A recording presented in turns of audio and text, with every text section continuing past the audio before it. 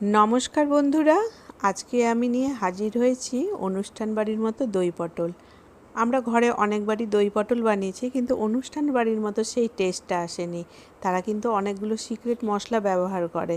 সেই সিক্রেট মশলাগুলো কি, সেইগুলোই আপনাদের সাথে আজকে শেয়ার করব। এই দই পটল বানানোর জন্য কিন্তু পুরো রেসিপিটা সর্ষের তেল দিয়েই তৈরি হবে। বাজারে এখন খুব ভালো পটল পাওয়া যাচ্ছে। এরকম বড় সাইজের একটু লম্বা টাইপের পটল নিয়ে এসে সেগুলোকে এইভাবে ছিলে দুপাশটা একটু চিড়ে দিয়েছি। দিয়ে তেলটা গরম হতেই সেই তেলে পটলগুলোকে এখন ছেড়ে দিলাম। পুরো মিডিয়াম ফ্লেমে কিন্তু এই পটলগুলোকে এখন ভাজবো। এটা বানানো খুব সহজ আর খেতে হয় কিন্তু ভীষণই অসাধারণ। এদিকে পটলগুলো ততক্ষণে ভাজা হচ্ছে, অন্যদিকে আমি 2 চামচ মতো দই নিয়েছি আর নিয়েছি অল্প একটু চিনি, স্বাদ অনুযায়ী লবণ, আর দিয়েছি জায়ফল একটু গ্রেট করে। এই যে ছোট্ট একটা জায়ফলের যে এত সুন্দর একটা গন্ধ হয়, যার জন্য সেই দই পটলে আসবে অনুষ্ঠান বাড়ির মতো অসাধারণ একটা টেস্ট। আর এতে দিয়ে দিলাম 1.5 চামচ মতো আমুল দুধ। আমুল দুধের একটা নিজস্ব টেস্ট আছে, যেটা এই দই পটলের টেস্টটাকে অসাধারণ করে দেবে। সেটা দইয়ের মধ্যে দিয়ে ভালো করে ফেটিয়ে নিলাম। দেখুন এদিকে আমার পটলগুলো ভাজা হয়ে গেছে। পটলগুলোকে ঠিক এই গোল্ডেন ব্রাউন করেই ভেজে নিতে হবে, খুব বেশি কিন্তু ভাজলে চলবে না। পটলগুলো ভাজতে ভাজতে দেখবেন ভেতর থেকে নরমও হয়ে যায়। আর এই রেসিপিটা কিন্তু খুব তাড়াতাড়ি হয়ে যায়, খেতে হয় অসাধারণ।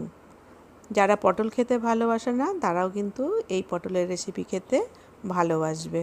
অন্যদিকে আমি একটা জায়গায় একটু ধনে গুঁড়ো, একটু জিরে গুঁড়ো আর একটু লঙ্কা গুঁড়ো নিয়েছি, লাল লঙ্কার, দিয়ে একটু জল দিয়ে ভালো করে গুলে নিলাম। অন্যদিকে ওই তেলেই আমি দিয়ে দিলাম গরম মশলা ফোড়ন। যদি তেল কম থাকে আপনারা আরেকটু তেল দিয়ে দিতে পারেন। আর জিরে গুঁড়ো, ধনে গুঁড়োর যে আমি একটু জল দিয়ে ভিজিয়ে রেখেছিলাম সেটাকে দিয়ে দিলাম। আর দিয়ে দিলাম একটু মশলা, কাঁচা লঙ্কা এবং আদা বাটা। খুব বেশি কিন্তু কষার দরকার নেই। এটা এখন পুরো মিডিয়াম ফ্লেম দিয়েই কষবো। আর অন্যদিকে যে আমি দইয়ের মধ্যে আমুল দুধ এবং জায়ফল গুঁড়ো আর স্বাদ মতো লবণ চিনি দিয়েছিলাম, সেটাকে এখন এর মধ্যে দিয়ে ভালো করে কষে নেব। এটা বানানো যেরকম সহজ, খেতে সেরকমই অসাধারণ। আপনারা একবার এইভাবে বানিয়ে দেখবেন, আপনাদেরও ভীষণ ভালো লাগবে। আর যারা পটল খেতে ভালোবাসে না তারাও কিন্তু খেতে ভালোবাসবে।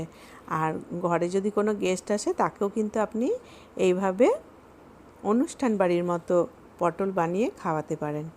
আর এতে কিন্তু আমি কোনো জল ব্যবহার করলাম না।